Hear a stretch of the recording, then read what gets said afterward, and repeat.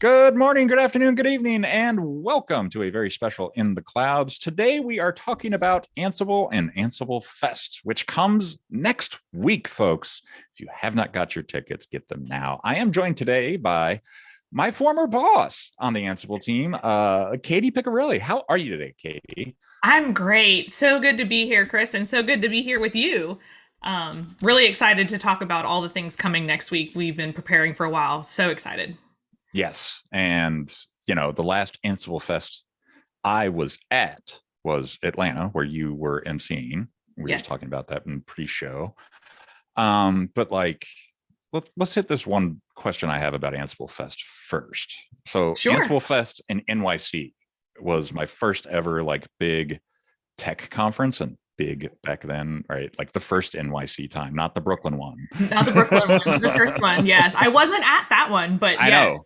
Yeah. So it's always been this welcoming and friendly environment, and has stayed that way year after year. Like I have friends that I still talk to from that first Ansible Fest. That's And awesome. yeah, I just how do you make that happen? Like that's such a big deal, right? Like building good conferences is hard. It is a big deal. I believe wholeheartedly in the community aspect of it, and so we really try to take the community piece and bring it to the event perspective. And I agree with you. Like I've met so many amazing folks at Ansible Fest and connected people who wouldn't normally be connected because of Right. Ansible Fest. And I think that experience alone makes it why people love attending. The challenge has been in the virtual environment. How do we make that also that in-person experience with the community and the event sort of happen in a virtual experience? And so we've been looking at a couple of different ways to do that. It's a lot harder, but we do have a thing that we're doing at Fest this year called Brain Date, where you're able to register a time and connect with different folks who are either experts, like engineers that, we always had that Ask the Expert area, Yes. which is super popular. Mhm. And so we've tried to somehow do that in a virtual setting for sure. But we'll see how it goes, and hopefully we get some good feedback, whether we can adjust and change and keep going for a virtual experience. Yeah, I know we were talking in the Know Before You Go, I think last week, about Brain Date a little bit, and I'd never heard of it. And it seems like such a natural fit for that Ask the Experts piece. So that brilliant call on that one, because Yeah. I mean, I remember in Atlanta, I got called the Ask Experts time or section a few times, and it was like, yeah, just you're fine. And Yeah. so It's now it's you can a actually be like, hey, I need to talk to somebody about X, and you'll get time with a person. And that is exactly tremendously powerful, super. solving problems. And that's been the most everyone's most favorite part, right? Mm-hmm. Being able to make some connections with people who have either knowledge and expertise that you just want to ask a question about.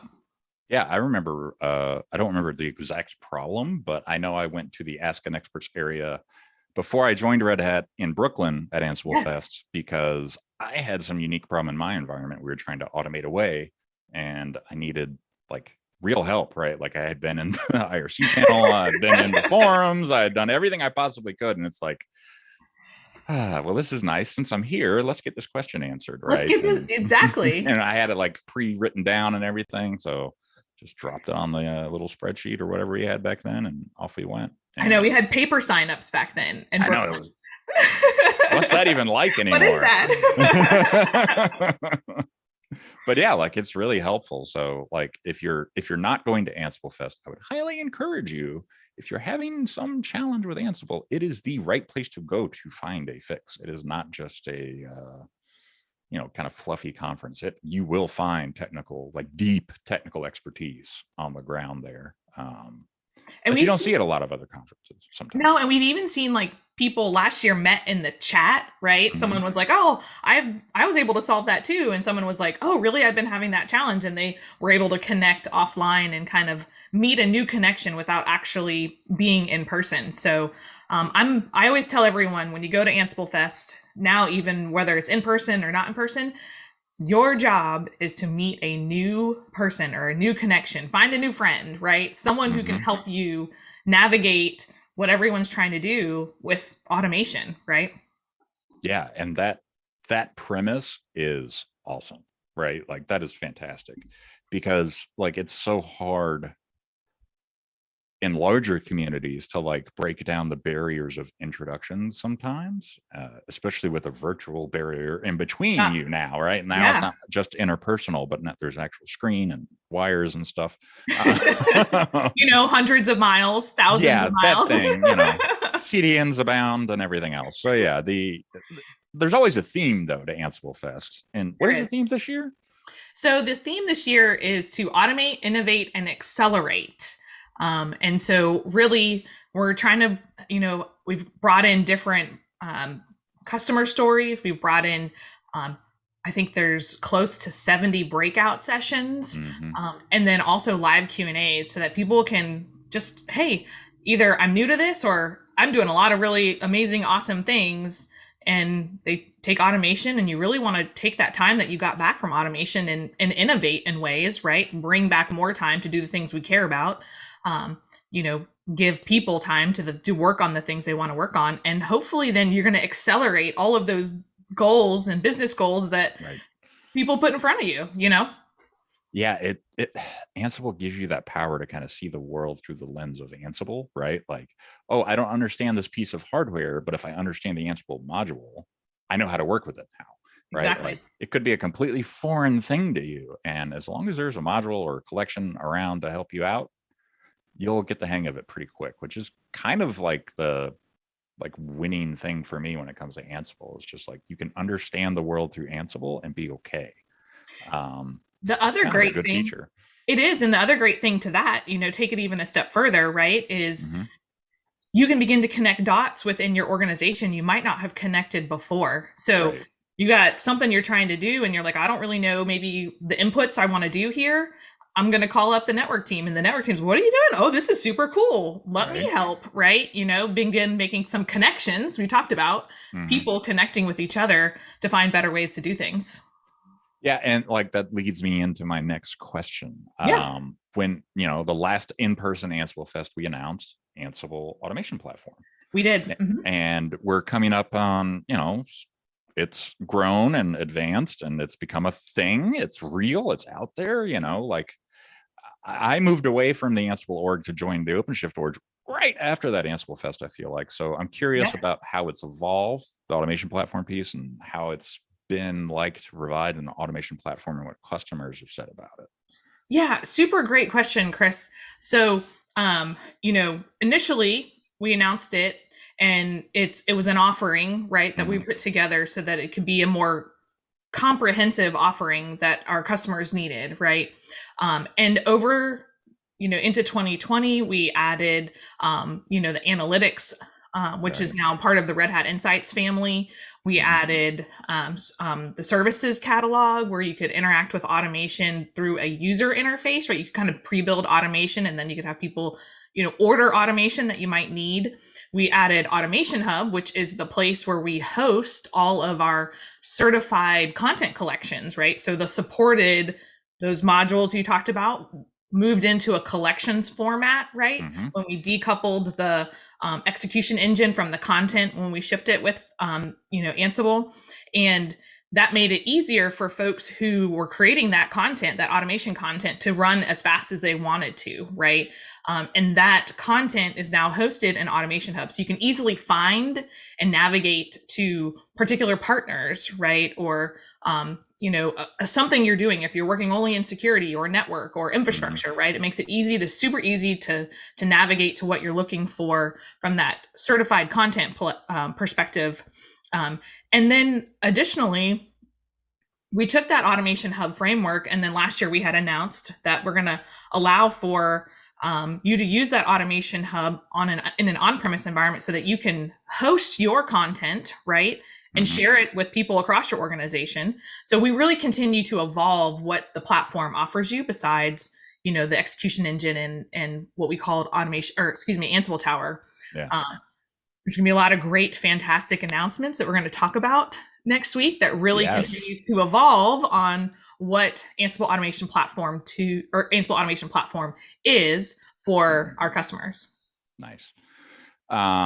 So there's a analyst piece that's out there talking about how Red Hat Ansible automation platform provides efficiency, scalability, and return on investment. I'm going to drop the link in the chat for that. That's from IDC.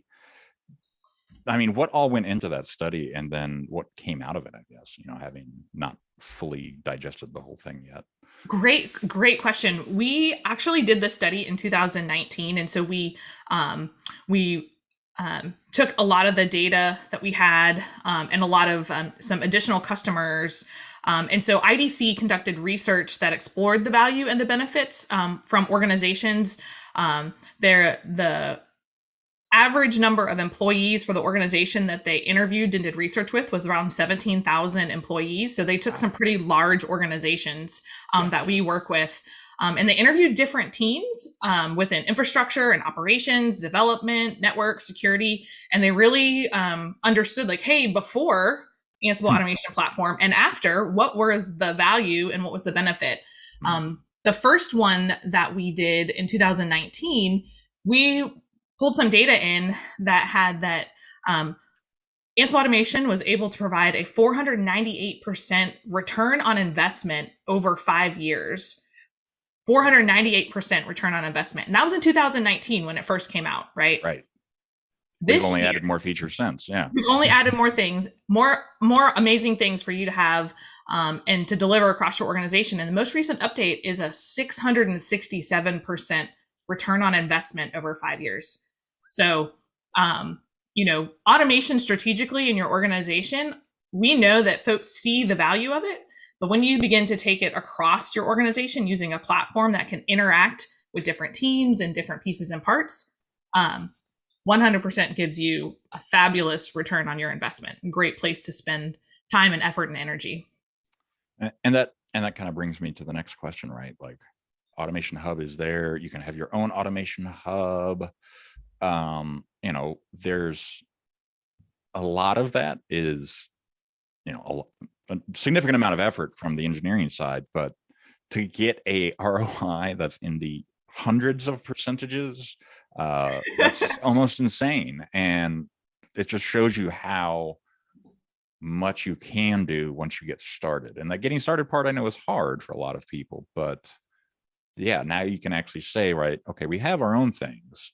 Well, let's go ahead and take advantage of, a Red Hat subscription or get a subscription to Ansible to pull in Automation Hub locally, put those there, and then grab collections that we see fit.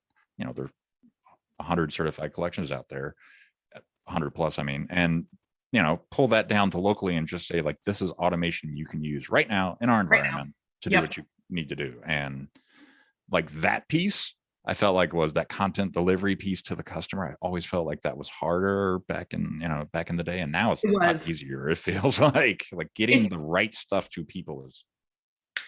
That was a big thing that we heard from users and customers, right, and potential customers, right? Mm-hmm. Is, hey, that's great. I can do all this stuff. I can automate anything. Yeah, I can automate anything. I mean, in theory, right? In theory, we can do what we would like to, right? But how do I get all these pieces and parts and put it together, right? Yeah. That's the value of the platform and the subscription, right? Like, we give you all of those tools necessary really to deliver on a expansive organizational wide experience, right? No matter, we just talked that IDC talked to all these different teams, right? Pretty awesome, right? And so how do you do that across an organization when different teams have different things they're working on and using and different integrations and different tools, right?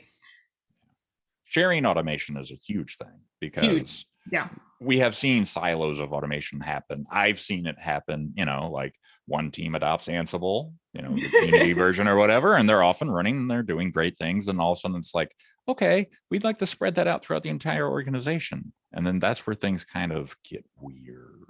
It's tough. Yeah. It gets tough, right? It does. That's where a lot of our customers, and I can, even share a couple of things that are, that we're doing with within with Red Hat and what we're doing to help customers.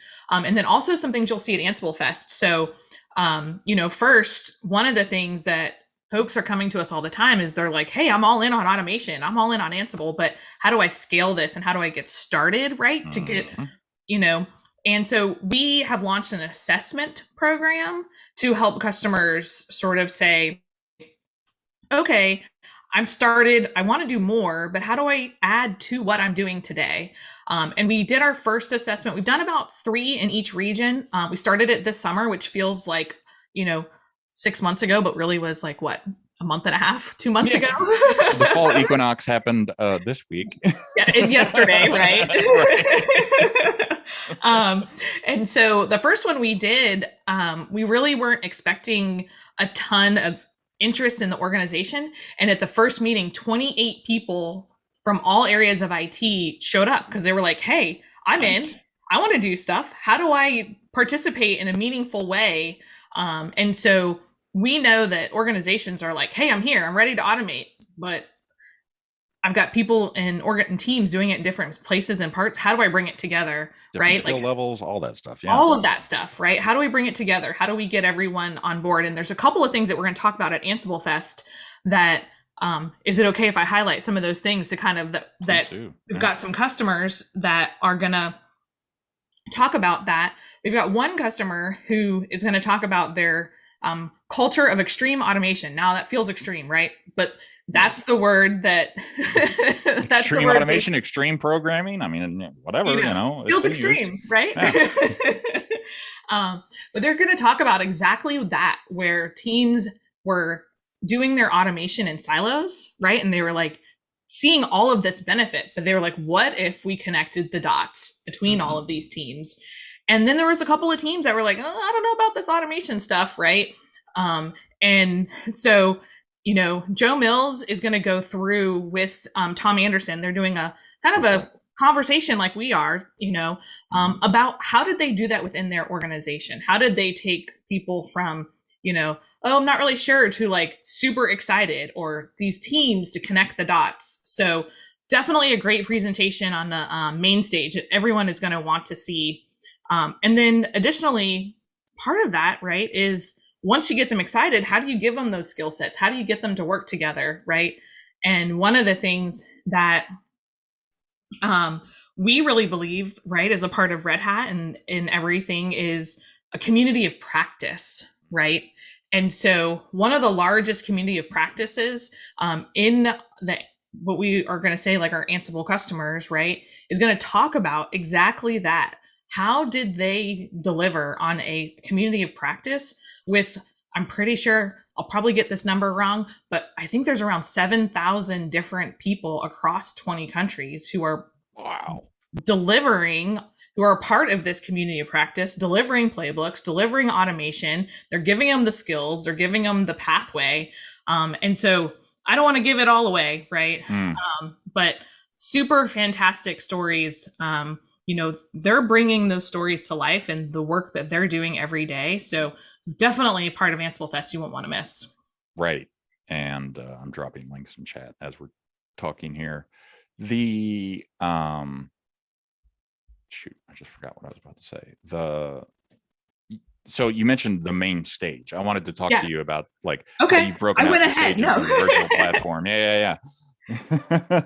So there's 4 main stages or 4 main things? Great question. So the event itself, we talked about the theme, right? So there's 2 days. And one thing that we did find from last year is that we had 2 full days. Now that was pretty early. I say early in the pandemic, right? But it was pretty early, and 2 full days. We had a lot of people. It's a lot of content, right? It's a lot to take in. And we know people do multitask, right? Like that's just, and that's okay. Totally acceptable and totally understandable, right? So what we did is we collapsed it to 2 half days. So really, and then what we did is the majority of the content is then available on demand, right? So what we're going to do is 2 half days, and I'm calling it kind of a bookend, where there's a main stage session right in the beginning, right? And then there'll be a main stage session at the last hour of those half days. So 4 hours of content, 2 main stages each day, beginning and end.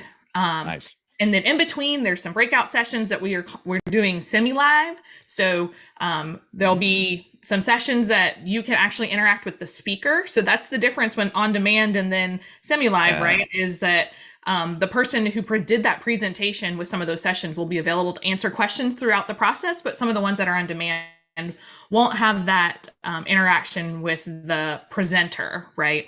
Sure. And so that's probably one of the drawbacks of having shortened days, right? Is, but it does kind of fit better into everyone's schedules and what they're looking for, right? And so those 4 main stage sessions are about 45 minutes long. Some are a little bit longer, some are a little bit shorter. And so really trying to keep it short and sweet as best we possibly can. And those main stage sessions are what is inclusive of those customer spotlights we talked about and demos. And then also announcements for different things that we're announcing. And so we're super, super excited about that. We also tried to get a little bit fun. And Walter Bentley, who runs our automation services practice, love Walter. He's so fabulous. He's awesome. Yeah. He's amazing. He and I are actually hosting AnsibleFest together. Cool. And yeah, so we went out to California and we did a lot of the host segments recorded in a studio. So it's almost like you're there in person, but not. So we've got a little fun stuff happening. And so those demos, though, 4 demos, 1 in each of those main stages, won't want to miss it. They do tell a story. So we really tried to tell a story of an organization, right? And how across these different teams, how do they interact with automation and interact with the platform? So super, super great stuff. Definitely want to check it out. Great keynotes, great announcements. I'm excited, really am. Yeah, like A, Walter's presence and yours, that's awesome. And then B, right, like I love the book ending, right? Because I always like starting the day in one place and finishing it in one place. And there's some conferences that do that and some that don't. And like I've never not seen anyone do that virtually yet, which is pretty cool. So I'm curious. We're giving it a try. We'll love some feedback. We'd love some feedback. Totally. And yeah, this only gets better by feedback, folks. So please, if you get the opportunity to give feedback during AnsibleFest, take it, because we can make things better. We're trying. We really are. Trust me. I've seen the hard work people have been putting on our events team. It's tough. So the next question I want to ask is around, any product announcements you might want to tease or potentially say, if you really want to here while folks are watching. No pressure. No pressure. Yeah. Just a tease, maybe. I don't know. You got something coming. There's going to be some good stuff coming. We've talked a lot, right?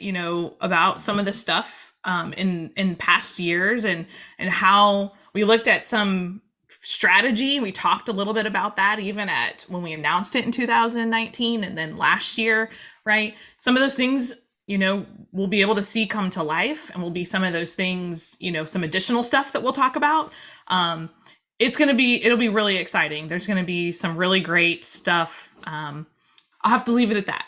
Yeah, I've seen it. It's awesome. But yeah, so thank you for that. Definitely want to tune in for that, folks. Trust me, there's some good stuff coming down the pipe. Our engineering teams have been awesome at getting that feedback and putting it to action. Yes. And that, I think, is one of the powers that the Ansible team has, right? Is taking that feedback and actually saying, okay, what can we do as a whole, like the entire community, to enable somebody to do something better, right? To enable automation across teams, right? Like that's so hard to do. So helping people do that is a big win. So there's a big people aspect to it, right? Yeah, right. It's not only the technology. And so those are some of the things that we will talk about next week, right? Is some of the updates and things to the technology are because we want to make it to where the people can interact in a way that makes sense for them, or, just pieces and parts. And so, I still go back to I think we had a tagline on some stickers a couple of years ago, right? That said, automation is for the people. And so at the end, right, these things that the engineers and the product managers and the community and all the things that come together to get to what we're doing, right? It's because they're, ultimately it's for how do people do things every day and make their lives better and make their organization better and deliver, things that they're excited about. So right. Anytime I think about like organizational work, I think about people, processes, and tooling. And right, yep. like Ansible gives you two of those, right? Especially with Ansible, the automation hub and the platform. You get the process and the tooling. Boom. Now all you have to do is educate your people and they can be off to the races, right? And that's kind of the beautiful part of Ansible, I feel like, is that it's not that hard to pick up. Like I said earlier, you can kind of see the world through the Ansible lens once you get the hang of it. And then, doing that in mass as part of like a community of practice, or the entire company is now on board with the automation platform with you, only enables you to automate faster, right? Like, yep. One of the greatest tweets I think of all time was from Jesse Frizzell, where it's like, find people that want to automate things, let them automate themselves out of a job, and then give them more things to automate, right? Like, because it's never ending. It's really is never ending, right? Like, I could automate everything I could possibly think of, but there's always going to be some process that falls down on its face sometimes, right? And automation can help you there. What's the one thing that we've seen the most with a lot of the things that are happening, with speed, scale, and complexity, right? That just, there's only really one answer to that, right? Right. Yeah. Maybe it's not one answer, but like, the way to handle a lot of those things comes with automation. And going back to the people part of it, it's so important to like give your people the tools they want to use and enable them to use them in the ways they see fit, right? But totally putting the safeguards around that, right? Like, that's where you bring in the automation hub local kind of instance deal, and you say, all right, here are our certified, organization-wide pieces of automation that you can fire off against different pieces of things to get X. Here's what you can use, right? Yeah. To get something from a cloud provider, to open a port on the firewall, to do something with the load balancer. All these automation pieces are right there, sitting there for you to like take, hit play, and watch happen. And that, I think, is like the Ansible's next superpower, if that makes sense, right? Like, it's ease of use got a lot of people in the door at first, but now it's like its ease of spreading throughout the organization is its next hurdle and superpower that is going to like get feature wise really powerful. Let's see, what questions haven't I asked you? We talked about automation assessments a little bit. I don't think we need to dive any further into that. We talked about the 4-stage sessions. So expanding reach, you made a number of changes to the conference, right? It's half days. Yeah. Anything else you want to talk about there regarding the, we're trying to meet people where they are kind of deal? Yeah, totally. We, super great question. So one of the things, last year we did have some live demos, and those can be a little nerve-wracking, right? In general. I have no idea. I don't know what you're talking about. Doing stuff live? That's nerve-wracking? I'm not nervous at all either. No. And so we decided this year to do everything pre-recorded so that we could also make sure that we could close caption, as well as also we are also translating into 7 languages. So the main piece there, right, is that in order to really do that at scale, the pre-recorded aspect of it becomes important, more than, anyone, also with a lot of the work that you do. And so that we're really excited about. That was some feedback we received last year. And so really to expand our reach globally, even if it's not a person who's going to join in another region at 10 o'clock in the morning, because it might be a little late for them, it will still be available on demand in those languages so that they can check it out. That's fantastic. And I cannot thank you enough for closed captioning on those videos, because as I've become, more advanced in my age. Hanging out in data centers is starting to like become a thing in my hearing. So yeah, like that is a great way to make this more accessible for everybody, and I really appreciate the effort there. And also, I agree. It makes it, a lot of folks want to also interact with videos in that way, right? Mm-hmm. Where they're, there's a variety of vectors there that make it awesome for so many different folks. So yeah, no, that's great. Folks, if you have questions, feel free to ask. The one and only Katie Piccarelli is here, so ask your questions. So you mentioned there are some live-ish demos. What are we demoing, or is that product stuff that you can't necessarily show off? So they are pre-recorded, so I love the adrenaline of the live demos, even if it was a little bit nerve-wracking, but they are going to be some product stuff, so definitely want to check it out. Again, it tells a great story about across an organization, depending on different folks, how they interact with automation, what it does, and I think that's really cool. Yeah, that's great. That's good stuff.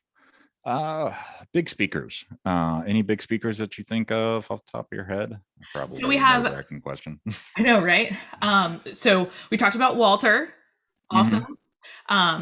We have Kelly Fitzpatrick from Redmonk. She's doing a making automation a critical strategy session. So excited about that. We talked about some of the customers that are going to be in doing their session at AnsibleFest. We have Tracy Buckner, who runs our community of practice. She's going to talk about how would you do a community of practice in your organization? And then she interviews the customer we talked about with their community of practice. So nice. Some really good stuff. Yeah, no, that's awesome. Kelly, we only follow each other on Twitter, but she does great work. I mean, she really does. There's no other way to say it. So please check out that session. I think, especially with the lineup, right? You got Matthew Jones in there. He's a chief architect. You have yourself, Walter, then Tom and Kelly. Like that is going to be a powerful session about spreading automation across your organization. That's the hardest part of the puzzle here so far. Go to that one. I would bookmark that one if you can, folks. We also have the Cube is also this year doing some stuff with the Cube. And so Stephanie and Ashesh and Joe Fitzgerald. So Stephanie Chiras and Ashesh Badani and Joe Fitzgerald are all going to have a conversation. So definitely want to check that out. We've got some customers on the Cube. So nice. Excited about that. So there's some great content. It'll be, you'll have bookmarked for a while, right? Things you want to check out. Yeah, the YouTube watch list just gets longer. It doesn't get shorter. If I could turn off the count, I'd be happy. That'd be a great feature, YouTube. Thank you. Yeah, that number gets a little higher and higher, and then it like makes me feel bad. Like it's like inbox 0. I want to hit YouTube 0. So, these are just closing questions that I'm going to ask you. There's no right answer to these. Okay. What gets you up in the morning, right? Like you have this amazing like purview over automation, and I'm just curious, right? Like I know it's a struggle sometimes. I know it's very rewarding sometimes, but what is it that drives you? Super great question. What drives me is I love hearing from people and teams and organizations who tell me about how excited they are.